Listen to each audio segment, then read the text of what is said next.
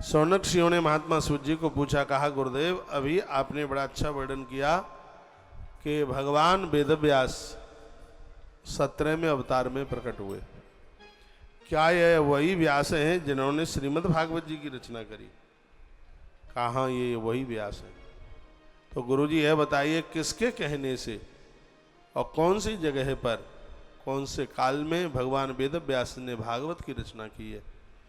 हम भगवान वेदव्यास जी के बारे में आपसे पूछना चाहते हैं, ये आप कृपा कर देते तो कस्मिन युगे प्रवृत्ते स्थाने वाके नहीं तुना कुता संचोदिता कृष्ण कृतवान संगीता पुनि। कस्मिन युगे प्रवृत्ते, हम कौन से युग में कौन से समय में भागवत जी की रचना हुई है, इसके बारे में आप सुना देते तो आपकी बड़ी कृपा होती। तब सूत जी कहने लगे, द्वापुरे समनु प्राप्ते तृतीय युग पर्यय जाता पराशरा धोगी वासव्याम कलये हरे। द्वापुर के समापन का समय था। एक दिन की बात थी, नदी के किनारे महात्मा बैठे हुए थे, खिन्न अवस्था में बैठे हुए थे। वेद के 4 भाग कर दिए लेकिन शांति नहीं मिली।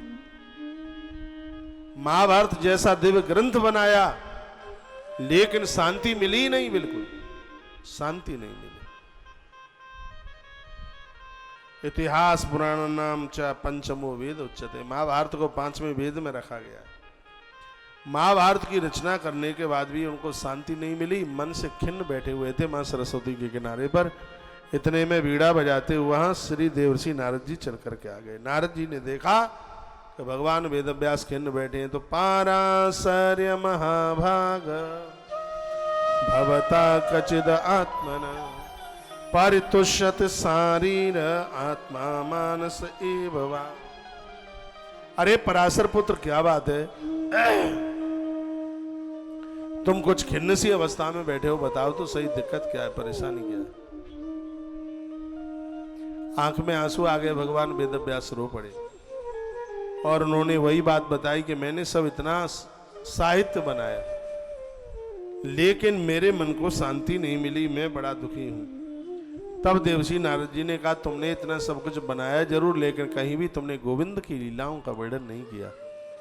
भगवान श्री कृष्ण की लीलाओं का वर्णन करो और मैं तुम्हें संकेत देता हूं कि श्रीमद् भागवत ग्रंथ की महारचना कर डाली है, जिससे तुम्हें भी शांति मिलेगी और जगत का भी कल्याण होगा।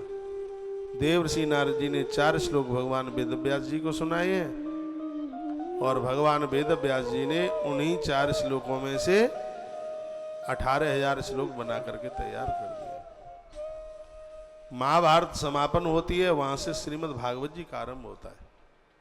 जहां महाभारत पूरी होती है वहां से भागवत का आरंभ होता है। महाभारत में युद्ध है, जब तक जीवन के युद्ध समाप्त नहीं होंगे, भागवत का अर्थ है भगवान का हो जाना, तब तक जीव भगवान का हो ही नहीं सकता।